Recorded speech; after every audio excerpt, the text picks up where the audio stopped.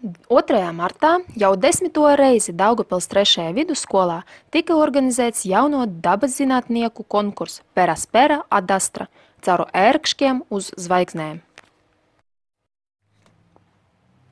Šogad konkursā piedalījās 10 7. klašu komandas no 9 Daugavpils pilsētas skolām. Konkursā sākumā fizikas skolotāja Larisa Koroševska apsveica dalībniekus ar jubilejas spēli, iedvesmoja uzvarai un iepazīstināja visus ar konkursa gaitu. Kā arī Daugavpils Saskaņas pamatskola un Daugavpils 13. vidusskola saņēma godarakstus par to, ka viņu skolu pārstāvji ir kopā ar mums jau 10. gadu. Jaunie dabas pētnieki, labdien skolotāji!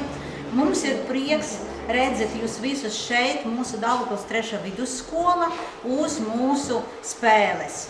Gribam atgādināt, ka mūsu spēlē šodien ir jubilēja 10 gadi. Skaļi aplausi!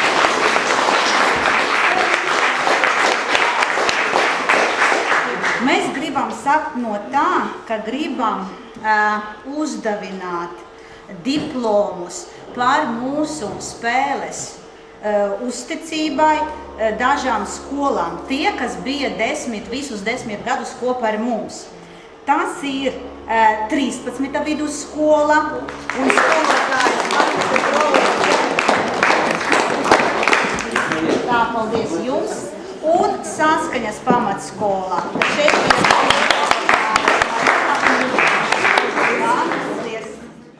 Skolotājs pabridināja, ka mūsu spēlē notiek tā rotācija, tad mēs pa stācijām pārbaudīsim savas spēles. Un tāpēc mums ir nepieciešams vērot laiku. Laiks šeit ir norādīts uz maršruta lapām. Konkursa dalībnieki piedalījās darbā 5 stacijās. Dabas zinības skolotāja Ligita Rubīne piedāvāja komandam testu ar 20 jautājumiem, ko dalībnieki aizpildīja ar datora palīdzību. Pie fizikas skolotājas Larisas Koroševskas komandas taisīja ideālo papīra lidmašīnu.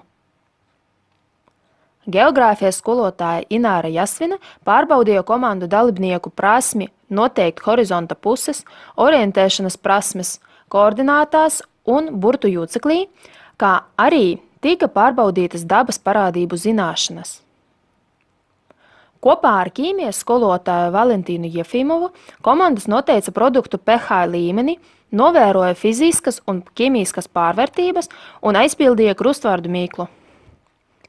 Bioloģijas skolotājs Sergejs Zaborovskis sagatavoja uzdevumu, kurā komandām vajadzēja noteikt 10 augu nosaukumus ar speciālo karšu palīdzību.